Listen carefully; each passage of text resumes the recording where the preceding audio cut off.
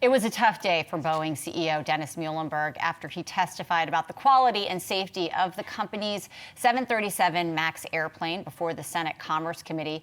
Yahoo Finance's Alexis Keenan is in the newsroom with more. Alexis, looking at pictures there from today, family members there with pictures of their loved ones. And I think as this story has gone on, it's the one-year anniversary of the first crash. Sometimes we forget really the personal tragedy here, and that was on display front and center in Washington, D.C. today. How did Dennis Muilenburg handle having those families in the room?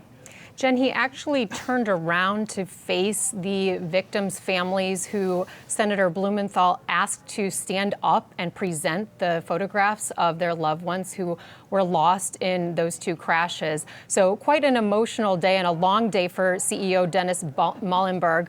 He faces 2 days of questioning, first today, of course, in the Senate.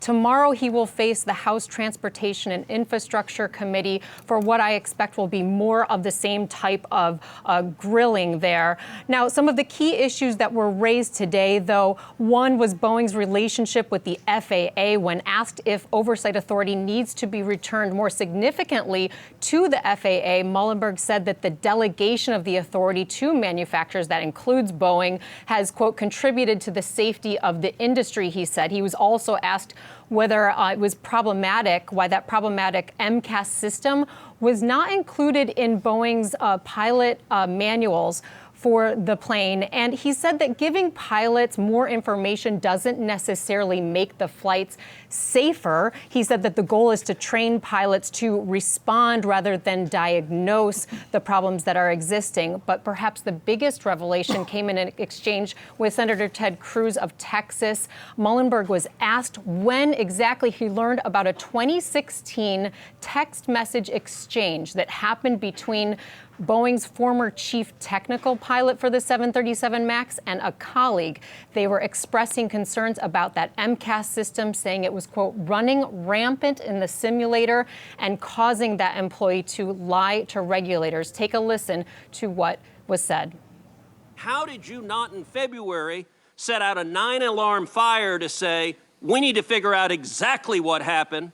Not after all the hearings, not after the pressure, but because 346 people have died and we don't want another person to die.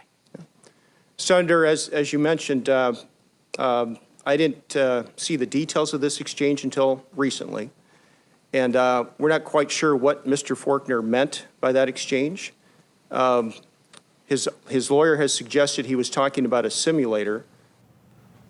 Now, while Muilenburg said he didn't see the details of that text until about 3 weeks ago, he did admit he became aware that they existed before the Ethiopian air crash. So that's back in February. So the suggestion is there that had Boeing employees, someone at Boeing, availed the company and regulators to the fact that this text existed, that perhaps all of those lives from the Ethiopian air crash that happened in March could have been saved. Alexis, Keenan, with the very latest from the Boeing hearing in our newsroom. Hey investors, Zach Guzman here. Are you interested in learning more about the markets and getting the latest financial news? Well, then click right here to subscribe to our Yahoo Finance YouTube channel.